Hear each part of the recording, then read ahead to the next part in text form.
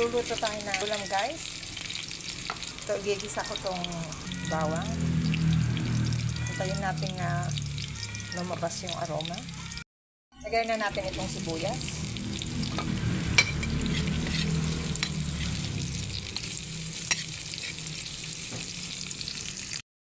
Sunod natin itong munggo, guys.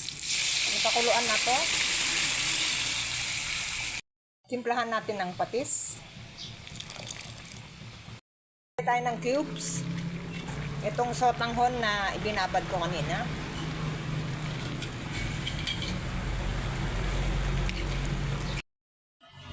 So, isunod natin itong patola. Patola ang gulay nitong munggo ko, guys. Sunod natin itong sitsaron. Yan ang sahog ko, guys. Sitsaron.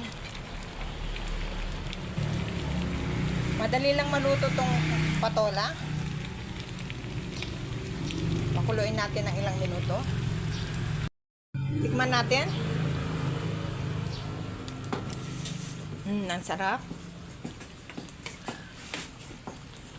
Luto na to, guys.